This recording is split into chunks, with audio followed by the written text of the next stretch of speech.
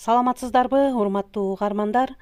Гапыр Мадаменов жана Батыров агайларыбыздын калемине таандык ой өрүшү кругозор китебинен номер 24 сабак кагаз жасоо өнөрү деген тема тууралуу маалымат аласыздар. Сабакты даярдаган Салтанат Бейшенова, Талас облусу. Биринчи 4 байлыктын бири. 2000 жылдан бери адамзат кагазсыз жашай албайт. Информацияны калтырса, өткөрсө, жөнөкөй, жөнөтсө ыкчам, жеңил, тегиз, ошондой эле тери, мраморго калтырганда бир кыйла арзан болот. Кагаздан блокнот, документ катары пайдаланышат. Курулушта колдонулат. Экинчи салттык өндүрүш. Байыркы Кытайда бамбуктун шактарын казанда кайнатып, пресстеп кургатышкан. 751 жылдан кийин Кытай туткундарынан Борбордук Азия ушул өнөрдү үйрөнгөн.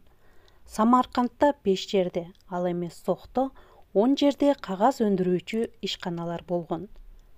Дүйнөлүк рынокто Самарканд кагазы Египет кагазынан жогору бааланган. Көңүл буруңуздар, урматтуу угармандар, кагаз жасоо үчүн тыттын кабыгы, зыгыр сабагы, жиптер, керексиз пахта калдыктар бир нече сутка табактарда жибитилип, анан жуазга салынган. Жуаз деген бул өзү эмне? Ушул тууралуу кыскача терминден түшүнүп бере кетейин.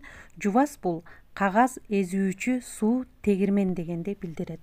Үчүнчү, азыркы ири ишканалар. Эң чоң ишкана 40 000 жумушчусу бар, бул АКШдагы Georgia Pacific болот. Эң адистешкени Финляндия.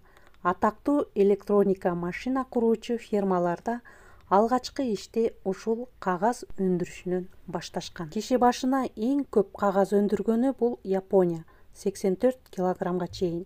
Азыр агартуу үчүн таарандыдан жасалган кагазга сода, хлор кошулат. Техникалык максатта көп суу керектелет. Төртүнчү, кагаздын түрлөрү. Көңүл буруңуздар, биринчи түстүү кагаз, андан кийин жазуу кагазы, андан кийин курулуштук кардандор, ошондой эле акча кагазы. Кабат болуп арасына белги, сүрөт, кат түшүрүлөт. Андан кийин эң кымбат кагаз бул Түштүк Кореяда жасалат. Анда эмесе, урматтуу угармандар, ушуну менен бүгүнкү чыгарылышыбызды жыйынтыктайбыз. Көңүл бургандарыңыздарга чоң рахмат. Саламатта калыңыздар.